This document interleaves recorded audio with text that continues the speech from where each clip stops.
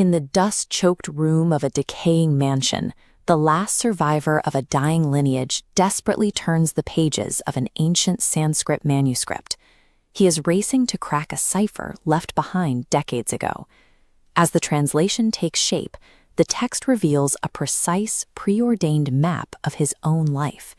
Every birth, every war, and every betrayal in his family's history was set in stone 100 years before he was even born. The architect of this world is Gabriel García Márquez. His landmark novel, 100 Years of Solitude, follows 7 generations of the Buendía family as they walk this predetermined path toward extinction. We are watching the slow disintegration of Macondo, a town that began as a pristine, isolated utopia, but eventually devolved into a cursed wasteland.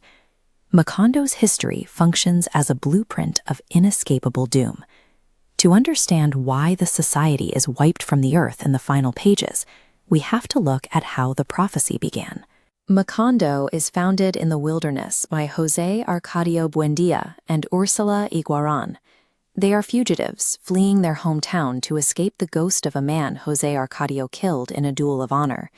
They establish their settlement as a sanctuary, completely cut off from the outside world and the complications of modern history. In these early years, the town experiences magic as an everyday reality. Their only contact with the world comes from traveling gypsies, led by the mystical Melquiades, who carry strange treasures across the swamps. To the settlers, basic technology feels like a miracle. They marvel at the magic of a magnifying glass, the reach of a telescope, and the cold, biting touch of a block of ice. This period of naive wonder makes the town fragile.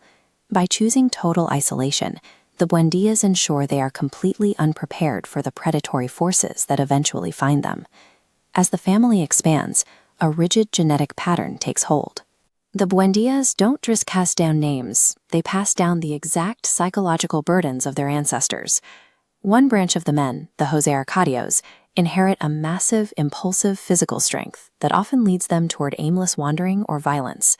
The Aurelianos are their opposites, quiet, withdrawn, and prone to a solitary, obsessive focus that keeps them locked away from the people they love. The matriarch Ursula struggles for over a century to anchor the family.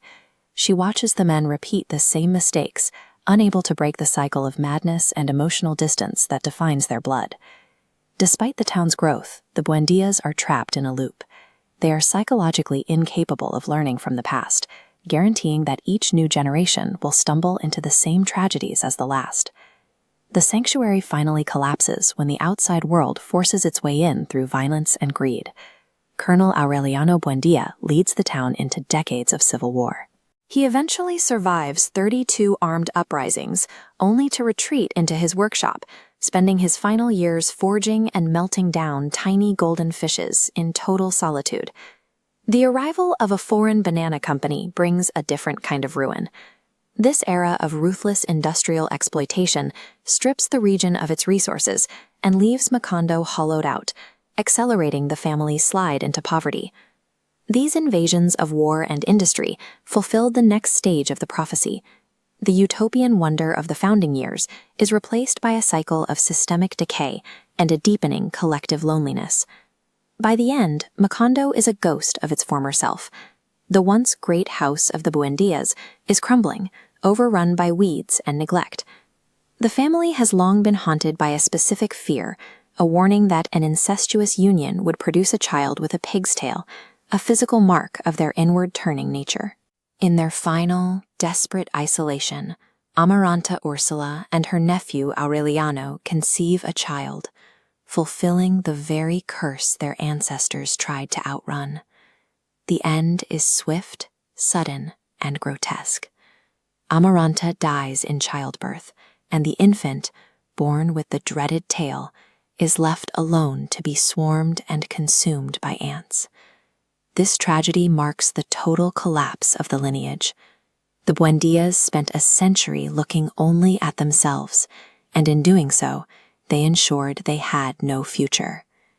We return to the final Aureliano in the ruins of the family home, finishing the last pages of the manuscript.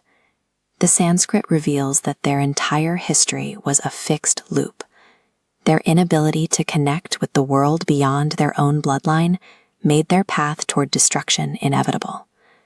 As Aureliano reads the final line detailing his own death, a mythological windstorm rises. It tears the house apart and begins to wipe the town of Macondo from the earth. The storm leaves no trace. The town and the family are erased so completely that it is as if they were never there at all. Gabriel García Márquez presents Macondo as a warning. When a society inherits only its flaws, retreats into isolation, and allows itself to be hollowed out by outside greed, it creates a vacuum. It becomes a footnote in history, doomed to be wiped away until no memory of it remains.